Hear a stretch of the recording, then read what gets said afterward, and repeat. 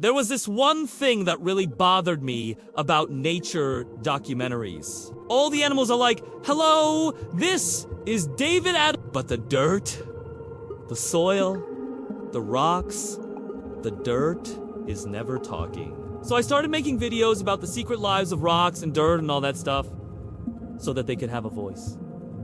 My name is Cleo Abram. I am a naturalist. I make videos about rocks and dirt and all that stuff.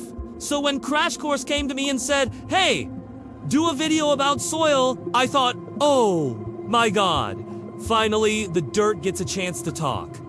You know, this is my dream. I love getting dirty. I mean, my mom used to tell me I should have been born a raccoon. Like, if you took my DNA and put it into a raccoon, I would be the happiest raccoon ever. I just love getting in the dirt and digging things up and poking things with sticks and like seeing what else going on. And that's a lot of what you'll see in this episode is just me getting super excited about things that I found out in the research. And I hope that the joy that I had while making the video will come across in the final product. I'm a huge fan of David Attenborough. I've watched him since I was a kid. So being able to have my voice kind of compared to his voice is just, it's like my dream. I hope that people enjoy it. My favorite part of the entire process of making the video was probably that opening shot where we start out on the soil and then we pull back and you see me, because to me, that perfectly encapsulated what this whole video is about. Which is, we always think that we are the center of everything, but we are not.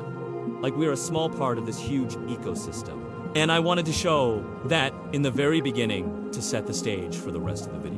Another thing that I love about this video is we have this beautiful macro photography from James Bullock, and then we have this really great sort of cartoony style CGI that plays with this idea of how small we are when we compare ourselves to the soil. And then I just love mixing those two different types of styles. The hardest part about making the video was definitely finding a way to explain the Wood Wide Web without it sounding like a conspiracy theory. Fungi are such an interesting subject because they are so mysterious and there is so much that we do understand about them. And they're just so weird. They're like the freakiest thing, but also they're so important. The fungi in the Wood Wide Web are responsible for allowing trees to communicate and coordinate with each other, and the idea that trees can talk to each other is really fascinating. So I really like the part of the video where I say, what if I told you that trees were hiding a secret? And then we zoom into the mycelium and we see this web of connections. And then we learn that individual trees are connected through this network. So it asks like a bunch of computers network together and that they use this network to pass messages back and forth. And this isn't like a science fiction movie. Like, this is reality. And that blew my mind. My favorite moment in the entire video is when I first saw the final edit and I heard the voiceover and the music together. There is this one line that I say in the video, and it's like a bunch of computers networked together. And the music swell that Jake and Sam put behind that line was just perfect. And it totally sold the idea that this is like a sci-fi movie.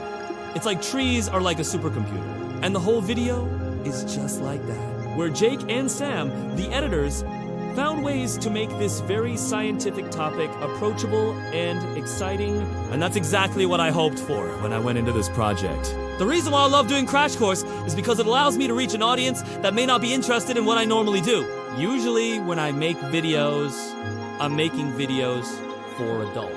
But Crash Course is a younger audience, and it allows me to present science in a fun and exciting way that hopefully will inspire kids to become future scientists. A lot of people are intimidated by science.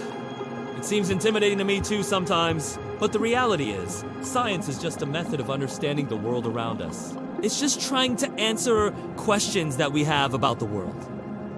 And everybody's curious about the world. And I think that if we can remove some of the gatekeeping around science and show that anybody can do science, that anybody can ask any question, and that there's no stupid questions in science, I think that will encourage more people to get involved in science. Like, I remember the first time that I saw a David Attenborough nature documentary. I was sitting on the floor of my living room watching TV, and I just thought, oh my God, this is magic.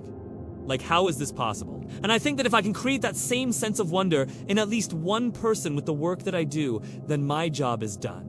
If you want to support Crash Course, the best thing that you can do is just share this video around. Share it with your friends. Share it with your family. Just get the word out there. This video, like all Crash Course videos, is freely available online for anybody in the world to watch. And the more people that watch it, the more people that can be inspired to get involved in science. If I could give one piece of advice to my younger self, it would be to not be afraid. I think that growing up, I was pretty timid, and I was afraid to speak up. And I think that if I could tell my younger self to just be a little bit more confident, a little bit more boisterous, a little bit less afraid, I think that would have helped me out a lot. Right now, I'm reading a book called Being Mortal by Atal Gawande.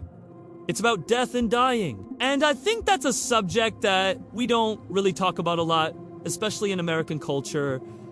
And I think it's a really important subject to explore. A superpower is a great tool to help us understand the world around us, but it's also a really dangerous tool. It can be used for nefarious purposes. And the responsibility that comes with that, I think, is something that we need to explore. Superpowers are cool, but we need to make sure that we use them responsibly. And that is why I think that learning about soil is so important. Learning about soil lets us understand how the food that we eat is grown. It lets us understand how clean water is created. And ultimately, it lets us understand how we interact with the natural world. You know, when I was a kid, I loved playing outside. I loved climbing trees, and I loved playing in the dirt. And as I grew older, I started to feel like maybe those weren't the most adult things to do. And I stopped doing those things.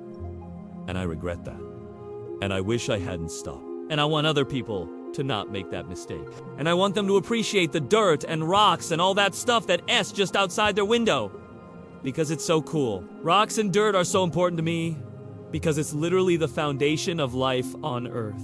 The soil that we grow our food in, the rocks that provide minerals to that soil, the rocks that form mountains that serve as homes for many species, including humans, all of that stuff is dirt and rocks. And I just think that they're amazing. So the main message that I hope people take away from this video is that we are all connected to each other and the environment around us.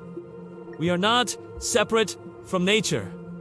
We are a part of nature. And our actions have consequences for the world around us. And I think that if we can all learn to be a little bit more aware of that, then we can all work together to protect the planet. Dirt has a superpower.